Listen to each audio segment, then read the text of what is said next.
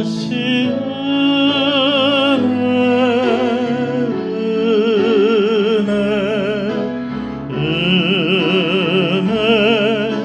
한없는 은혜 내 삶에 당연한 것 하나도 없었던 것을 모든 것이 은혜였소. 내가 누려왔던 모든 것들이 내가 지나왔던 모든 시간이 내가 걸어왔던 모든 순간이 당연한 것 아니라 은혜였소. 아침 해가 뜨고 저녁에 노을 봄의 꽃향기와 가을의 열매 변하는 계절의 모든 순간이 당연한 것 아니라 은혜였소. 모든 것이 은혜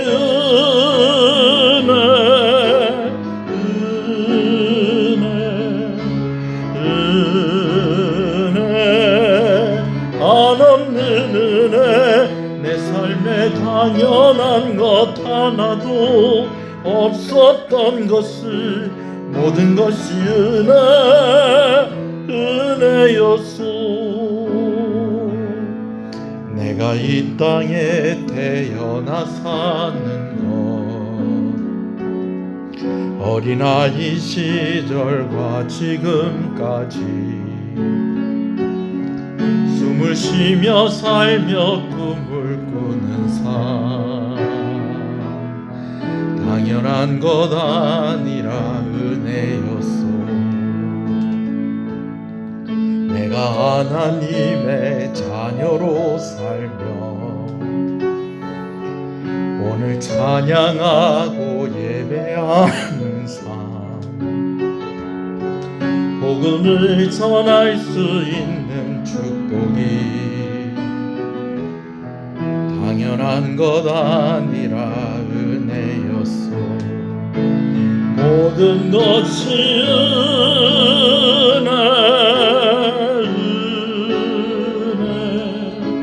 은혜 한없는 은혜 내 삶에 당연한 것 하나도 없었던 것을 모든 것이 은혜였소. 모든 것이 은혜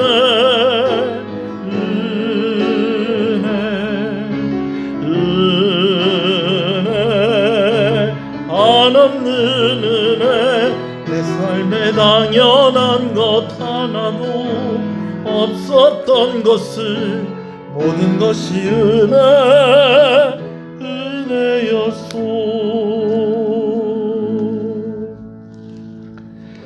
전능하사 천지를 만드신 하나님 아버지를 내가 믿사오며 그 외아들 우리 주 예수 그리스도를 믿사오니 이는 성령으로 잉태하사 동정녀 마리아에게 나시고 본디오 빌라도에게 고난을 받으사 십자가에 못 박혀 죽으시고 장사한 지 사흘 만에 죽은 자 가운데서 다시 살아나시며 하늘에 오르사 전능하신 하나님 우편에 앉아 계시다가 저리로서 산자와 죽은 자를 심판으로 오시리라. 성령을 믿사오며 거룩한 공예와 성도가 서로 교통하는 것과 죄를 사하여 주시는 것과 몸이 다시 사는 것과 영원히 사는 것을 믿사옵나이다. 아멘. 하나님 감사합니다. 계속되는 비와 무더위 가운데에 육신이 많이 지쳐있고 또 계속되어지는 변하지 않는 그런 상황들 속에서 마음이 많이 지쳐있고 주를 향한 갈급함과 은혜를 소원하는 이 목마름이 오늘 우리의 이 시간을 더욱더 간절하게 합니다. 하나님, 우리의 죄를 용서하시고 이 시간 우리가 합당한 예배의 자들로 하나님 앞에 나아갈 수 있게 하여 주시옵소서. 예배가 우리 삶의 소망입니다. 예배를 통하여 우리가 공급받고 힘을 얻습니다. 말씀을 주시옵소서. 깨닫게 하시옵소서. 아버지, 새로운 결단이 있게 하시고 용기와 힘을 얻는 시간이 되게 하여 주시옵소서. 무엇보다도 우리의 마음을, 우리의 시간을, 우리의 정성을 하나님께 드리오니 온전히 연락되어 영광을 받으시옵소서. 주의 성령으로만 충만케 하여 주시옵소서. 예수님 이름으로 기도합니다. 아멘. 할렐루야. 주 안에서 잘 되고 있습니다.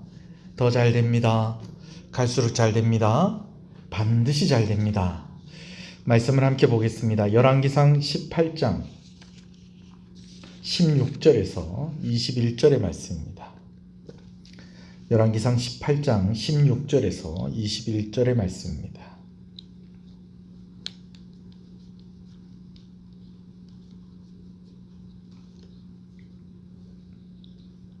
열왕기상 18장 16절에서 21절의 말씀입니다.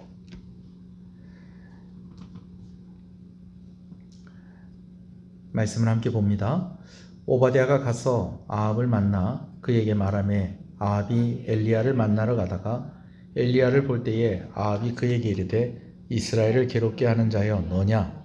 그가 대답하되 내가 이스라엘을 괴롭게 한 것이 아니라 당신과 당신의 아버지의 집이 괴롭게 하였으니 이는 여호와의 명령을 버렸고 당신이 바알을 따랐음이라.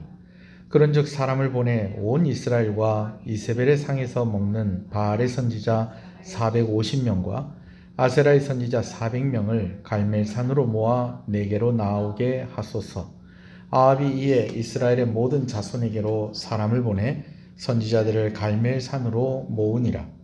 엘리야가 모든 백성에게 가까이 나아가 이르되 너희가 어느 때까지 둘 사이에서 머뭇머뭇하려느냐? 여호와가 만일 하나님이면 그를 따르고 바알이 만일 하나님이면 그를 따를지니라 하니 백성이 말 한마디도 대답하지 아니하는지라. 아멘.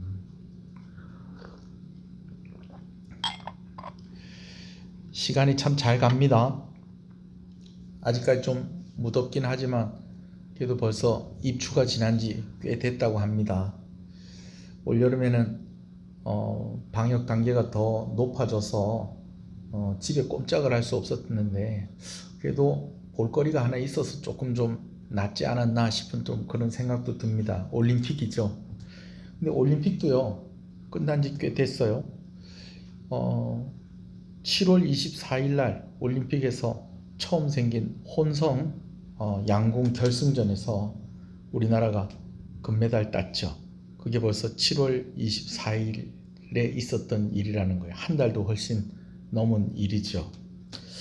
혹시나 해서 제가 물어보는데 그때 어느 나라 응원하셨습니까? 우리나라하고 어느 나라하고 붙었죠. 정확하게 생각이 안 나는데 여러 나라들을 우리 이기면서 올라오는 그런 과정 중에서 아마 여러분들은 선택에 뭐 어떤 갈등이나 그런 것 없이 오직 한 나라를 응원했는 줄 압니다. 이 나라하고 우리나라하고 붙을 때는 저 나라를 응원해야 되겠다. 또 저 나라하고 이 나라하고 붙을 때는 우리나라하고 붙을 때 저쪽을 또 응원해야 되겠다. 여러분 아마 그렇게 고민하신 분 없으실 거예요. 다 같이 대한민국을 응원한 줄로 압니다. 물론 이렇게 응원을 해야 되는 때도 있지요. 뭐냐면 이겨라 아무나 이겨라, 이기는 편 우리 편, 뭐 이렇게 응원할 때도 있어요. 그러나 아무나 이겨도 되고 아무나 이기면 내가 그 편하겠다, 그러면 안 되는 때도 있다라는 것입니다. 자, 오늘 본문의 말씀이 이 이야기와 관련이 있습니다. 열왕기상 17장에 보면 길르앗에 우거하는 사람 중에 디셉 사람 엘리야라는 사람이 아합 왕에게 찾아옵니다. 그래서 북이스라엘의 아합 왕에게 말을 하기를 내가 섬기는 이스라엘의 하나님의 살아계심을 두고 내가 분명하게 이야기하는데 내 말이 없으면 이제 수년 동안 비도 오지 않고 이슬도 내리지 않을 것이다. 며칠 동안 비가 안 올 거라는 게 아니에요. 몇 달 동안 비가 안 올 거라는 것도 아니에요. 수년 동안 비가 오지 않을 것이고 이슬도 있지 않을 것이다 라고 그렇게 이야기를 했습니다. 그렇게 엘리야가 아합에게 말을 하고 3년째가 되는 어느 날 이제 하나님께서 이 엘리야를 아합 왕에게로 다시 보내십니다. 그것은 이제 3년이 넘도록 비가 오지 않았던 북이스라엘에 다시 비를 내리시겠다는 하나님의 계획이 있었기 때문에 그런 것이죠. 비가 이제 다시 오게 하려면 예언을 했었던 엘리야가 왕 앞에 다시 서야 하는 것입니다. 그 전에 하나님께서는 엘리야를 오바댜라는 사람을 만나게 하십니다. 이 오바댜는 왕궁을 관리하는 사람이었습니다. 왕의 최측근이었어요. 그날도 왕과 함께 가축들에게 먹일 물과 또 풀을 찾으려고 나왔던 중에 있었습니다. 그러는 가운데 엘리야를 만나게 돼요. 엘리야가 이 오바댜에게 왕에게 가서 내가 왔다고 전해라 라고 그렇게 이야기를 하죠. 이 오바댜는 왕의 측근에 있는 사람이었고 왕궁을 관리하는 사람이었지만 그는 하나님을 경외하는 사람이었습니다. 그래서 왕후 이세벨이 선지자들을 핍박하여 죽일 때에 그가 100명이나 되는 선지자를 둘로 나누어서 한쪽은 50명, 한쪽은 50명씩 또 나누어서 굴에 숨기고 그들에게 먹을 것과 마실 것을 제공해서 그들을 살게 했던 바로 그런 사람이었던 것이죠. 그런 사람이 선지자를 만나면 얼마나 반가웠겠습니까? 나도 하나님 경외하는 사람인데 선지자를 만났으니 얼마나 반가웠겠어요. 그런데 말씀을 보면 엘리야를 그렇게 반가워하지 않아요. 어떻게 해서 저에게 나타나십니까? 엘리야 선지자 아니십니까? 근데 어떻게 나에게 나타나십니까? 그리고 어떻게 나에게 왕에게 가서 당신이 왔다는 이야기를 하게 하십니까? 만약에 내가 왕에게 갔다가 오는 그 사이에 또 하나님께서 당신을 또 다른 데로 데리고 가버리면은 내가 왕한테 거짓말했다는 것이 되어서 내가 벌을 받고 내가 죽을 수도 있는 문제인데 왜 나에게 이렇게 하십니까? 그의 말이 좀 이해가 되기는 되지만 그래도 어떤 사람이라는 거예요. 그가 하나님을 경외하는 사람이었고 그의 앞에 나타난 사람이 누구라는 거예요? 선지자라는 거예요. 여러분 얼마나 반가워야 되는 그런 상황인데 엘리야가 그렇게 반갑지가 않은 것입니다. 오바댜의 상황이 그랬다면 다른 이스라엘 백성들의 입장은 어떠했을까요? 하나님을 경외하는 사람이 오바댜도 당황하고 난처해 합니다. 아합 왕이 엘리야에게 화가 많이 난 상황이었습니다. 왕후 이세벨의 명령으로 선지자들을 잡아서 죽이는 그런 일들도 있을 정도로 비가 오지 않는 동안 정말 하나님을 경외하는 사람들이 힘들게 그 시간을 지나가고 있었습니다. 온 나라가 엘리야에 대한 원망으로 가득했습니다. 오랜 가뭄의 책임이 엘리야에게 있다고 사람들이 그렇게 생각을 했을 수도 있었겠다라는 생각을 해봅니다. 출애굽을 할 때 하나님께서 모세를 애굽의 바로 왕에게 보내셨어요.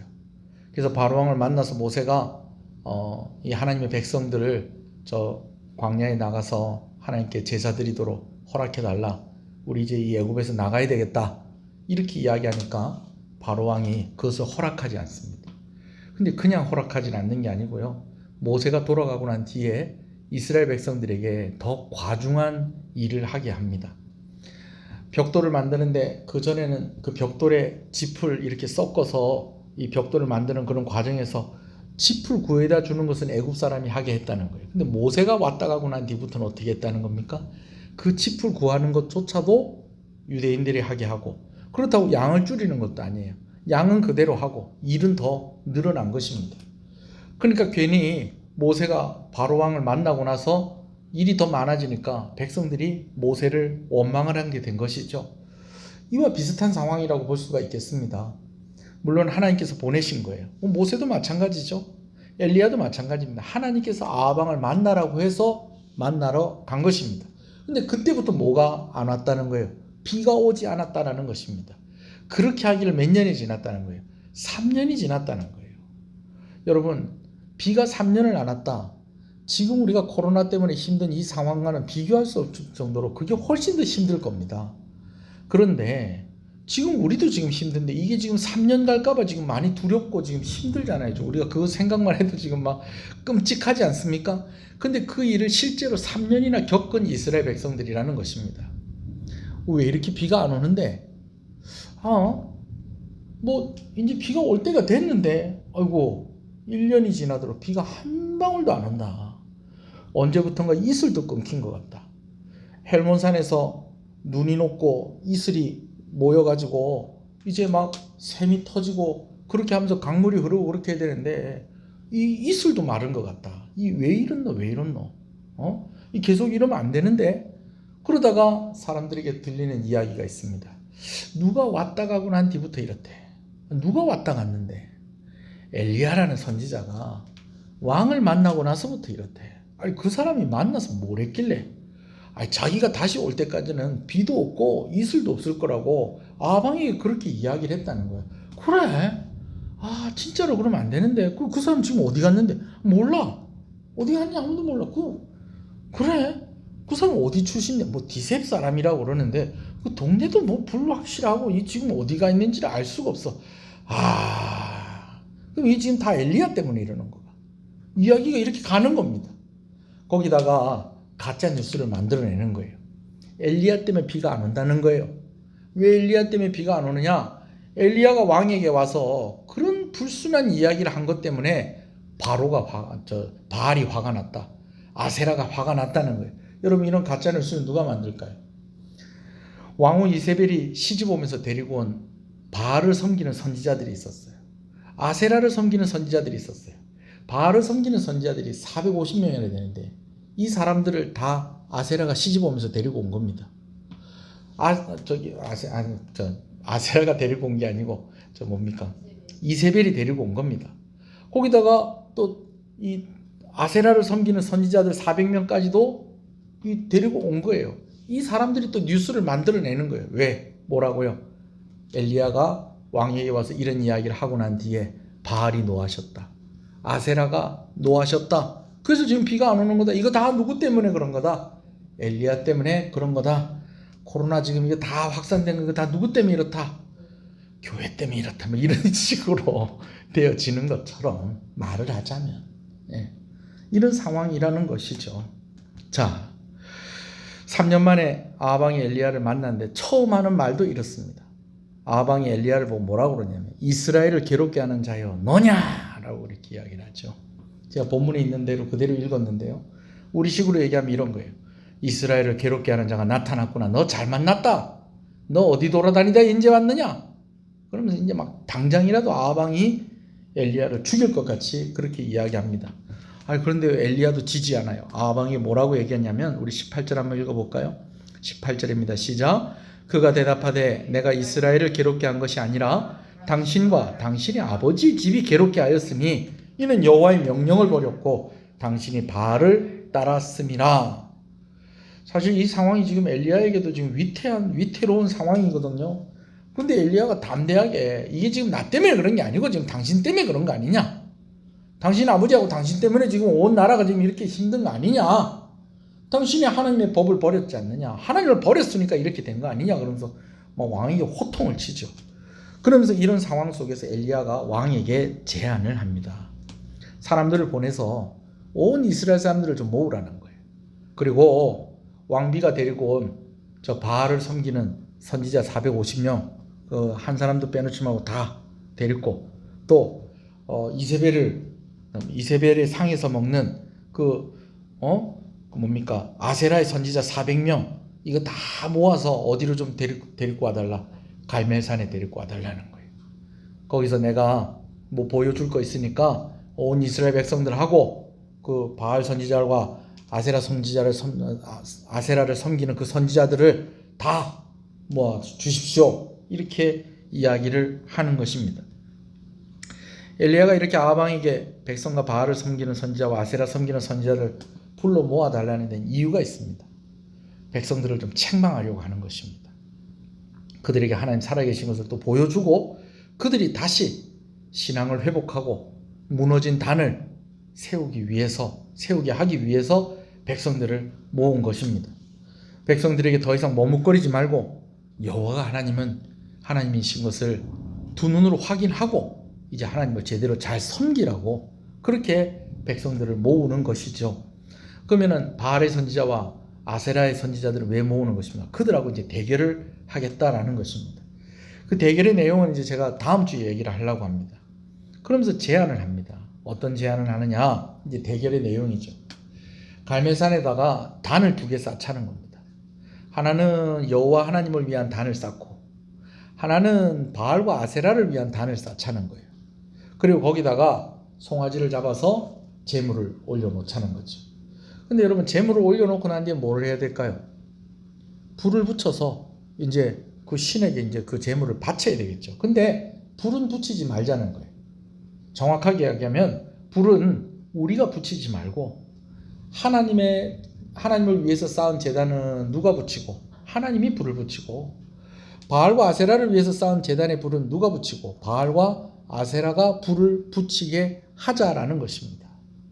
이런 대결을 제안을 하는 것이죠. 마침 이 갈멜산을 이렇게 보면요. 나중에 여러분들이 인터넷 검색을 통해서 한번 보시는 것도 재밌을 것 같아요. 제주도 가신 분들은 좀 이해를 하실 것 같아요. 뭐냐면은 제주도는 그냥 산이라고 안 하고 오름이라고 그러죠. 오름. 이게 이제 뭐 화산 폭발하고 이렇게 하면서 이렇게 둥그렇게 언덕같이 주변은 다 평평한 평지인데 거기만 이렇게 볼록하게 튀어나온 거기를 제주도 사람들이 오름이라고 그렇게 이야기하지 않습니까? 이 갈멜산이 약간 그래요. 평평한데 볼록하고 튀어나온 거예요. 그러니까 마치 뭐 같으냐면 이 무대가 이렇게 딱 있고요. 그 밑에 이제 관중들이 딱 구경할 수 있는 딱 그런 구조를 갈멜산이 가지고 있었다라는 것입니다. 자, 여기서 뭐 하겠다는 거예요? 대결하자는 거예요. 단을 쌓고 이제 제물까지 다 올려놓고 이제 불을 붙이는 그쪽이 불이 붙는 제단 쪽이 진짜 신이다. 진짜 하나님이다. 라는 그 대결을 하자라는 것이었습니다. 자, 이제 하나님을 섬기는 선지자 엘리야와 바알을 섬기는 선지자 또 아세라를 섬기는 선지자들이 대결을 합니다. 우리가 잘 알다시피 숫자로 하면은 엘리야는 한 명이고 또 바알과 아세라를 섬기는 선지자들의 숫자를 합하면 850명이나 됩니다. 그러니까 1대 850이에요. 근데 여러분 엘리야와 바알과 아세라 선지자들만 그곳에 있는 것이 아니었다는 거예요. 먼저는 아하방도 있었어요. 아하방도 있었어요. 나중에 이렇게 이야기를 보면 이세벨은 안 따라왔던 것 같아요. 일단 아하방이 있었어요. 그리고 거기 누구도 있었다고요? 이스라엘 백성들도 있었다라는 것입니다. 엘리야하고 또 바알과 아세라를 섬기는 선지자들이 선수라고 하면 대표 선수라고 하면 그럼 이스라엘 백성들은 뭐가 되는 것일까요? 이제 관중이 되는 겁니다. 응원단이 되어지는 것이죠. 자, 그러면 여러분 어느 쪽의 응원단들이 더 많았을까요? 20절에 보면 아합이 이에 이스라엘의 모든 자손에게로 사람을 보내 선지자들을 갈멜산으로 모으니라 라고 그렇게 기록을 하고 있습니다. 이스라엘 사람들이 갈멜산 앞에 쫙 모인 거예요. 그리고 이제 딱 이제 단을 쌓고 이렇게 하자. 이제 딱 이렇게 얘기가 된 겁니다. 이제 그렇게 할 거예요. 그런 데 있는데 엘리야가 이제 백성들에게 하는 이야기가 있습니다. 21절 한번 읽어보겠습니다. 시작. 엘리야가 모든 백성에게 가까이 나아가 이르되 너희가 어느 때까지 둘 사이에서 머뭇머뭇하려느냐? 여호와가 만일 하나님이시면 그를 따르고 바알이 만일 하나님이면 그를 따를지니라 하니 백성이 말 한마디도 대답하지 아니하는지라. 여러분 백성이 말 한마디도 어떻게 했다고요? 대답하지 않은지라. 물론 이렇게 해석을 할 수도 있어요. 할 말이 없으니까 미안하고 멋쩍어서 애들 혼내면은 어떤 애들은 아유 잘못했습니다 바로 비는 애들도 있지만 어떤 애들은 미련하게 그냥 때릴 때까지 다 맞는 애들 있잖아요. 뭐 이렇게 왜 아무 말도 없는데 뭐 하다가 이제 뭐 여러 번 이렇게 맞고 난 뒤에 하는 소리가 미안해서 할 말이 없었어 이런 그래서 그럴 수도 있는데 오늘 본문의 상황 그런 상황이 아니에요. 엘리야가 말하는 것을 보니까 이 백성들이 머뭇머뭇거렸다는 겁니다.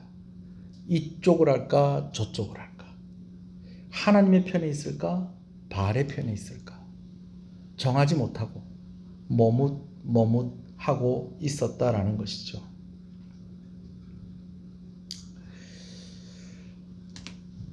이러면 안 되죠. 이스라엘 백성이잖아요. 아빠랑 아저씨랑 싸우는데 아들한테 야, 이기는 편이 너그 편 하면 되겠다. 여러분, 이게 말이 됩니까? 지금 엘리야가 백성들한테 이야기하는 것은 물론 하나님이 반드시 이길 거니까 그걸 보고 누구 편이 되라, 하나님의 편이 되라라는 말도 되겠지만, 그러나 지금 이 상황이 말이 안 되는 상황이다. 지금 우리 하나님은 여호와 하나님인데 지금 너희가 지금 머뭇거리는 이게 말이 안 되는 상황이다. 하나님이 지금 이 상황이 얼마나 기가 막힌지 3년 동안이나 비가 내리지 않게 하셨고, 지금 너희 앞에 하나님이 어떤 분인지를 지금 보여주려고 하는 것이다. 아방 때문에 그렇게 된 거 아닙니까? 그렇죠. 아방 때문에 3년 동안 비가 안 온 거 맞죠. 엘리야도 또 그렇게 얘기했잖아요. 그러나 여러분, 제가 누누이 말씀을 드립니다마는 열왕기서 말씀이나 또 이런 거 볼 때요, 물론 그 왕의 신앙과 왕의 성품과 왕의 성향이 영향이 되어서 백성들에게 영향이 가는 것은 사실입니다. 그런데 여러분, 왕 한 사람 잘못해서 그 나라가 그렇게 된 게 아니에요. 그때 당시에 그 왕들은 그때 당시에 그 백성들의 신앙의 상태를 대변해주는 그런 역할을 그들이 하고 있었다는 것입니다. 오늘 지금 아방의 상황은 지금 어떤 상황이냐? 이스라엘 백성이 지금 그러고 산다는 겁니다. 아방처럼 살고 있다라는 거예요. 물론 아까 엘리야가 만났었던 그런 오바댜 같은 사람들도 있긴 있었지만은, 그런 대부분의 사람이 여로보암의 길로 갔다, 그 왕이 여로보암의 길로 갔다라는 것은 그때 그 왕이 그 나라를 다스릴 때 그 나라 백성들도 그 왕처럼 누구의 길로 갔다는 거예요? 여로보암의 길로 갔다라는 거예요. 그러니까 왕 한 사람 잘못해서 나라가 이렇게 된 것이 아니고, 지금 왕의 모습은 지금 그 나라 백성들의 모습을 대변해서 보여주는 것이다라는 것이죠. 지금 엘리야가 단을 쌓는 이유가 바로 여기 있다는 것입니다. 왕 한 사람 잘못한 것 같으면 엘리야가 딱 찾아가서 이제 정신 차리셨습니까? 3년 동안 비가 안 왔으니까 이제는 누가 하나님인지 아시겠습니까? 왕이 누구를 잘 섬겨야 되는지 아시겠습니까? 아니, 아직도 잘 모르겠어요? 그럼 조금 더 좀 맛을 좀 봐야 되겠네요. 그럼 제가 다음에 오겠습니다. 그럼 갚버리면 되는 거예요. 근데 지금 아하방에게 이스라엘 백성들을 갈멜산 앞으로 다 모아주십시오.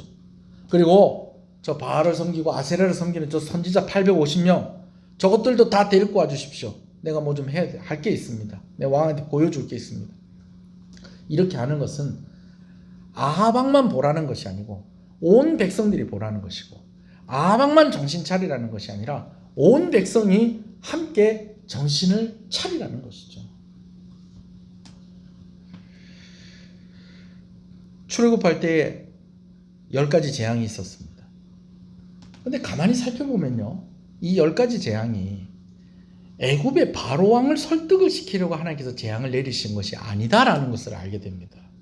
어떤 부분에서 특히 그러느냐? 여러분, 출애굽기를 가만히 읽어보면 이렇게 막 재앙이 있고 있는데 왕이 막 모세한테 잘못했다, 뭐 처음부터 막 그냥 가라고 그러진 않죠. 못 간다 그러다가 나중에는 좀 마음이 좀 변해가지고 남자들만 갔다 오면 안 되겠니? 그러다가 또 아유 가라, 내 눈앞에 보이지 마라 그러더니 또 못 가게 하다가 막 이렇게 하는데, 그렇게 할 때마다 언급이 되어지는 말씀이 있어요. 뭐라고 그러냐?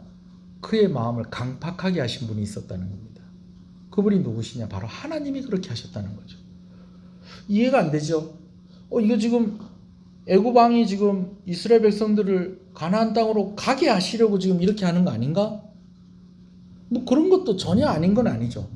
그럼 그런 것 같으면 애굽 왕이 바로가 내 또 이런 재앙을 또 겪고 싶지 않다, 이스라엘 백성들 그거 다 가라, 이렇게 해야 될 건데, 왕이 또 그런 마음을 먹을 때마다, 바로가 그런 마음을 먹을 때마다 하나님께서 그의 마음을 돌이키셨다는 거예요. 강팍하게 만드셨다는 거예요. 이거는 왜 그렇느냐? 이 10가지 재앙은요, 누구 보라고? 애굽 왕과 애굽의 백성들 보라는 게 아니고요, 이스라엘 백성들 보라는 거예요. 10가지 재앙 가운데는 이런 의미가 있는 거예요. 그때 당시로는 지역신의 개념이었거든요. 전쟁을 해도 누구의 전쟁이면 신들의 전쟁인 거예요. 가나안 땅에서 아브라함과 이삭과 야곱이 섬겼던 그 하나님이 참 좋은 분이긴 했는데 그 하나님도 어디 오니까 힘을 못 쓰시는다. 애굽에 오니까 힘을 못 쓰시네. 근데 하나님께서 그렇게 생각을 하고 있는 이스라엘 백성에게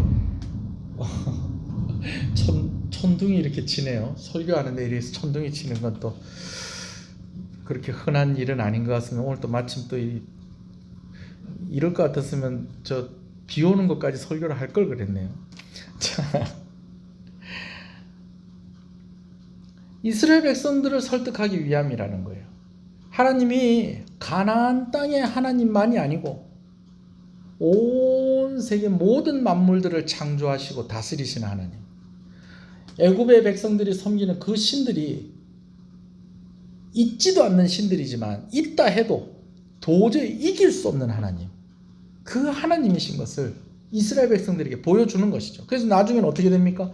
10가지 재앙이 있고 나니까 막 애굽 사람들이 막 이스라엘 사람들 런덜머리가 나는 거예요. 그래서 다 내쫓아. 막 집집마다 막 제일 큰 아들이 다 죽고 해놓으니까 막 어떡합니까? 뭐 다 그냥 막 과부가 되고 아들을 잃고 막 이리 되놓으니까 막 다 나가라 다 나가라. 뭐 안 간다 소리 할까봐 이스라엘 백성들이 우리 이때까지 일했는데 그냥 갈 수 없다. 우리 가거든 너 선물 좀 내놔라. 그러니까 막 집에 있는 귀걸이 반지 막 다 빼가지고 이스라엘 백성들 다 주고. 여러분 그런데요 하나님께서 또 다른 길로 인도를 안 하고 바다를 건너는 길로 인도를 해요. 그래서 홍해 바다를 건너서 이스라엘 백성들 거기로 지나가게 합니다. 다시 못 가게 해요. 그 또 뒤에 따라오다가 그 애굽의 군사들이 600승이나 되는 그 병거들이 다 거기서 수장되지 않습니까? 근데 애굽으로 돌아가면 어떻게 되겠어요? 좋아하겠어요? 아무도 안 좋아하지. 그런데도 이스라엘 백성들이 광야 생활하면서 노래를 부르는 노래가 있었습니다. 제목은 애굽으로 다시 보내줘. 애굽으로 날 보내줘. 뭐 곡조는 어떻게 되는지 모르겠지만 뭐만 있으면 애굽으로 보내달라는 거예요. 뭐만 있으면. 여러분 근데 놀라운 것은요. 애굽으로 날 보내달라고 막 모세에게 와서 원망하고 그런데 아침밥은 뭘로 해먹고 나왔을까요? 그 사람들이 하나님께 주시는 만나 해먹고 나오고 어젯밤에 야식은 뭐 먹었을까요? 하나님께 주시는 메추라기 먹고 나오고 물은 무슨 물 먹었을까요? 반석 위에서 나오는 그 물 먹고 나와가지고 뭐라고 하는 거예요? 애굽으로 나를 보내줘. 다시 보내줘. 고기 가만히 옆에 있었을 때 참 좋았다. 부추도 먹고 마늘도 먹고 고기도 먹고. 뭘 고기를 먹으면 얼마나 먹었겠어요? 예? 그렇게 했었다라는 것이죠. 여러분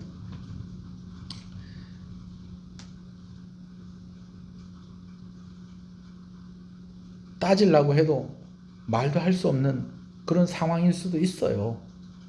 그러니까 이렇게 비가 안 오는 거 왕 때문에 이러는 거 아닙니까? 엘리야 만났었다면서요. 엘리야가 하나님의 이름으로 왕을 책망하고 그렇게 했다면서요. 그럼 정신을 차리고 이 나라를 위해서라도 저 바알 섬기는 거 저것들 다 내쫓아버리고 아세라 섬기는 저것들 다 내쫓아버리고 이래야 되는 거 아닙니까? 이렇게 이야기를 해야 되는데 왕이 무서워서 어쩔 수 없는 사람들도 있었겠죠. 하나님을 경외하는 사람이지만 자기가 하나님 경외하는 거 숨기고 그렇게 선지자들 살려가면서 왕의 곁에 머물렀었던 그런 사람들도 있는 것처럼 말입니다. 분명히 엘리야도 원망을 많이 했을 거예요. 요즘 우리도 좀 그렇지 않습니까? 이 재앙이 다 교회 때문에 심각해진 것이라고. 물론 교회가 다 잘했다는 것은 아니지만 이게 다 우리 책임이라고 하기엔 또 억울한 부분이 있잖아요, 그죠? 네. 드디어 청와대에 그 대면 예배 드릴 수 있도록 청원하는 글이 올라왔더라고요. 네. 대면 예배 드릴 수 있게 해주십시오. 여러분 지금 우리 통영은 그래도 이렇게 제한된 숫자라도 모여서 예배 드리고 있지만 예배 드리지 못하는 지역이 많습니다. 저 수도권 지역. 우리나라 인구의 절반이 수도권에 살지 않습니까? 이 인구의 절반이 지금 몇 주째 몇 달째 지금 예배를 못 드리고 있다는 거예요. 목사님 비대면으로 드리는 것도 예배 아니겠습니까? 그래요. 근데 여러분, 그게 잘 되던가요? 잘 되던가요? 정말 그것이 일상적인 예배라고 하기에는 참 힘들고, 그것으로는 안 되는 게 있잖아요. 우리가 한 번씩 도시락 먹을 수도 있죠. 한 번씩 컵라면 먹을 수도 있죠. 그러나 계속해서 그렇게 먹다가는 몸이 상하는 겁니다. 영혼이 죽어가는 겁니다. 맥없이 픽픽 쓰러지는 겁니다. 거기다가 우리가 마스크 이렇게 딱 하고 했을 때에 좀 어느 정도 안전하다는 것도 좀 검증이 된 그런 상황이잖아요. 무리한 걸 요구하는 것도 아니잖아요. 거리 간격을 잘 지켜가면서, 방역 수칙을 잘 지켜가면서 예배 드릴 수 있게 해주십시오. 드디어 청와대 청원이 올라갔더라고요. 그래서 또 목사님들이 또 저한테도 막 카톡 같은데 막 단톡이 날라오더라고요. 좀 같이 참여해 달라고. 그렇지만 또 그런 것조차도 힘든 상황일 수도 있어요. 그럴 수도 있어요. 우리 교회 성도들 가운데서도 뭐 병원에서 일하신다든지 어떤 복지시설이나 노인분들 돌보는 그런 데서 일을 한다든지, 그런 또 직장이 또 이렇게 좀 더 조심해야 되고, 또 아주 그냥 어려운 그런 곳들도 있을 수 있습니다. 그러나 여러분, 선지자가 왕을 만나고 나서부터 비가 안 옵니다. 그러면 우리가 가져야 될 마음은, 우리가 하나님 앞에 잘못한 것은 있지 않나, 내가 회개해야 될 것은 있지 않나. 단순히 왕 때문에 그런 것만은 아닌 것 같다. 나도 정신 차려야 되겠다. 나도 하나님 제대로 믿어야 되겠다. 여러분, 이런 마음 가져야 되는 겁니다. 자신을 살피고 회개하고 기도해야 되는데, 왕이 결혼하면서 왕비가 데리고 온 바알과 아세라를 섬기는 선지자들하고 같이 놀면 안 되죠. 이 편할까 저 편할까 그렇게 고민하고 있으면 안 된다는 것입니다. 저는 오늘도 질문합니다. 하나님, 지금 이런 상황이 왜 생긴 것일까요? 물론 무조건 우리가 잘못해서 벌 받는 것이라고 그렇게만 해석을 해도 안 돼요. 여러분, 상황은 다양합니다. 욥과 같은 경우에도 욥이 잘못한 게 있어서 그런 상황이 된 건 아니거든요. 우리가 이런 일들이 있을 때 먼저는 내가 회개할 것이 없는가 좀 돌이켜보고 좀 그렇게 해야 될 필요가 있습니다. 그렇지만 또 너무 또 그렇게만 또 적용을 하다 보면 너무 힘듭니다. 또 그게 아닐 때도 있는 것이고, 예. 뭐 어떤 분은 그래요. 교회가 타락을 해서 코로나가 지금 이러고 있는 거라고. 교회가 좀 많이 아쉬운 점이 있는 건 사실이지만 그것 때문에 코로나가 생겼다, 무슨 말인지는 알겠는데 너무 또 그렇게 이야기하는 것도 그렇잖아요. 그죠? 그렇지만 이 질문이 있어야 돼요. 하나님, 그럼 어떻게 해야 할까요? 어떻게 해야 할까요?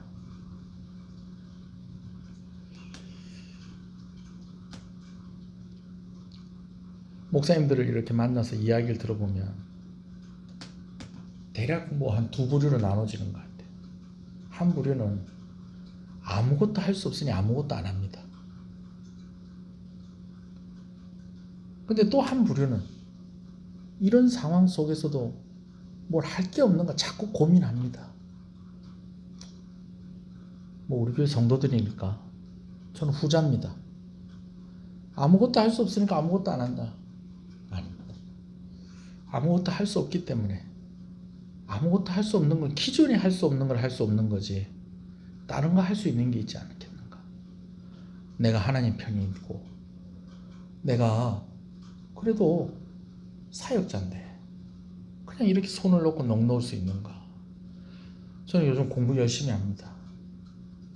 다른 때보다 공부를 더 많이 하는 것 같아요. 공부 많이 하고 자꾸 고민하고 기도하고 어떻게 할까. 그래서 지난주에 말씀을 드린 대로 교회에서 또 작전 기도하는 그런 시간도 또 가지려고 또 지금 계획하고 준비하고 그러고 있습니다. 여러분, 그러나 또 아무것도 할 수 없는 상황도 될 수 있어요. 그러나 그런 때에 최소한 한 가지는 우리 가운데 정리가 되어 있어야 됩니다. 오늘 내가 누구 편이냐는 겁니다. 내가 누구 편이냐. 머뭇머뭇하지는 않아야 된다는 것입니다. 교회가 막 세력화되어서 막 정치하는 사람들한테 한번 우리의 힘을 한번 보여줍시다. 제가 이런 이야기를 하는 것이 아닙니다. 우리 편 뭉쳐서 우리나라 이 교회 예수 믿는 사람들이 힘이 얼마나 대단한지 한번 보여줍시다. 제가 이런 이야기를 하는 것이 아닙니다. 내가 오늘 하나님의 편에서 살아가고 있는가? 내가 아무것도 할 수 없는 상황이라고 해서 아무것도 하지 않고 그냥 손 놓고 있는 것은 아닌가? 그러면서 또 다른 건 또 다 하잖아요. 또. 그렇게 하지 말고 오늘 내가 하나님의 편이라면 내가 진짜 머뭇머뭇거리지 말고 내가 할 수 있는 것들을 좀 찾아보자. 내가 할 수 있는 것들을 찾아보고 오늘 내 상황이 내가 지금 어디 와 있는가 지금. 엘리야가 물어봤을 때 머뭇머뭇하면서 아무 소리도 못하고 그러고 있는 상황이 아니라 선지자 100명을 살리는 그런 일들을 하고 어쩌든지 좀 준비하고 애를 쓰는 그런 모습들이 우리 가운데 있어야 되지 않겠습니까? 오늘 말씀을 생각하면서 잠깐 기도하겠습니다. 주여,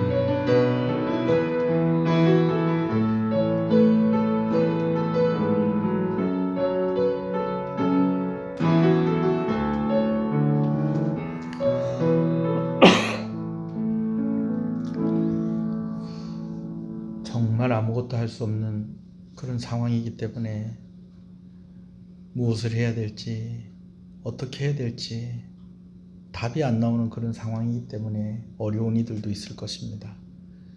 그러나 우리에게 분명한 것은 이럴 때일수록 우리 자신을 되돌아보며 하나님 앞에서 우리 자신을 살피며 정말 내가 하나님의 편에 분명히 하나님의 편에 있습니다라고 머뭇머뭇하는 것이 아니라 분명하게 대답을 할 수 있는 그런 성도가 되게 하여 주시옵소서.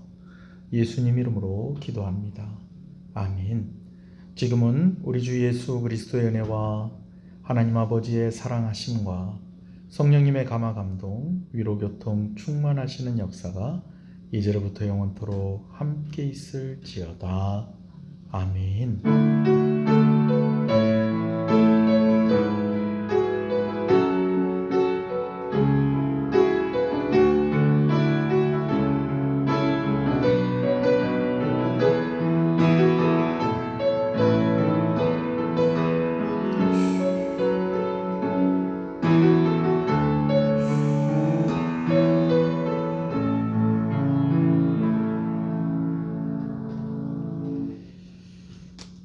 감사합니다.